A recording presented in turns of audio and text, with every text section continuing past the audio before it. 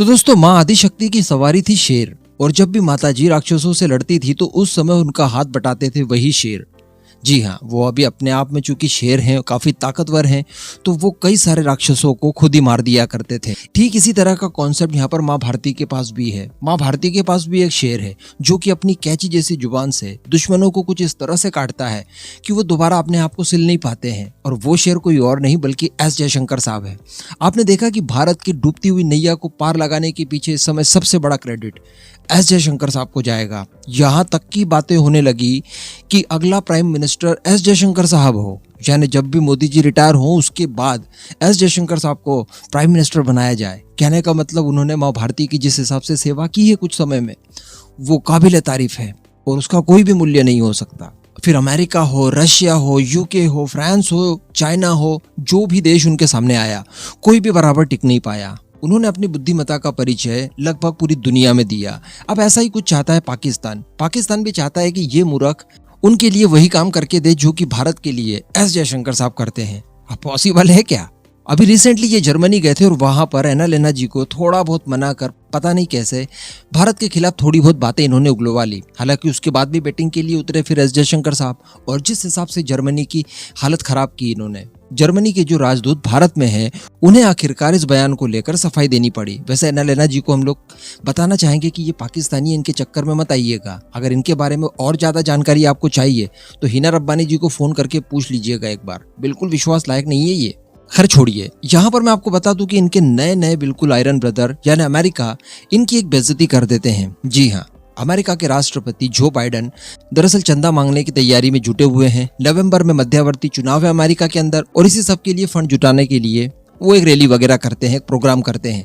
उस प्रोग्राम के दौरान जो बाइडेन ये बताते हैं कि दुनिया का सबसे खतरनाक देश पाकिस्तान है। यानी पाकिस्तान की स्टोरी का पता नहीं, फाइनेंस का ठिकाना नहीं, हीरो डेट नहीं देता, हीरोइन कहती है पूरे कपड़े पहनूंगी, और इस तरह की चीजें होने के बावजूद इनके पास न्यूक्लियर वेपन्स हैं। और यही एक कारण है कि ये पूरी दुनिया के लिए इस समय खतरा बने हैं।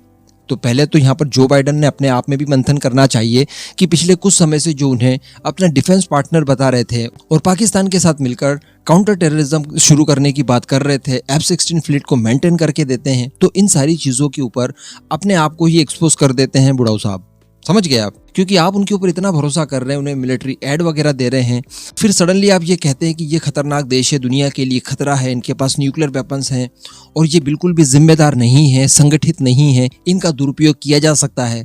तो फिर भला आप भारत जैसे दोस्त के साथ गद्दारी करते हुए पाकिस्तान की इतनी मदद क्यों कर रहे थे? कहने का मतलब अपने आप में ही बाइडेन साहब यहाँ पर एक्सपोज हो जाते हैं। लेकिन चूंकि वो मदारी है, पाकिस्तान बंदर है, तो वो जैसे भी डमरू बजाएंगे पाकिस्तान को अल्टीमेटली नाचना ही पड़ेगा, इन्हें सुनना ही पड़ेगा। आफ्टर ऑल सारा कुछ चीजें फ्री में जो मिल रहा है इन्हें।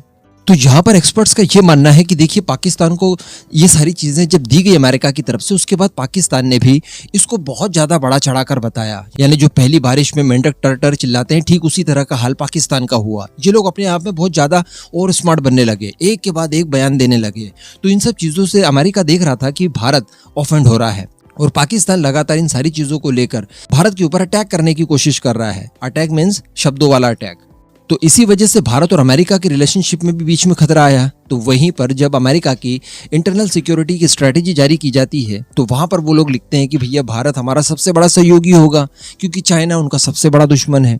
तो ऐसी परिस्थिति में बैलेंस बनाने के लिए अमेरिका को ये बयान देना पड़ा, क्योंकि इससे पहले अमेरिका ने जो कुछ भी किया है वो सारी चीजें हमारे सामने है। किस तरह से पीओके को आजाद कश्मीर कहा, किस तरह से अमेरिका को F-16 फ्लीट को मेंटेन करने के लिए पैसा दिया, बाकी की सारी चीजों में अपना सहयोगी बताया। तो इन सारी चीजों से भारत के साथ जो रिलेशनशिप डैमेज हुए थे उनको मेंटेन करने की यहाँ पर कोशिश की गई है। लेकिन इसके बाद फिर बैटिंग पर उतरते हैं बिलावल भुट्टो जी। जी हाँ, वही बिलावल भुट्टो।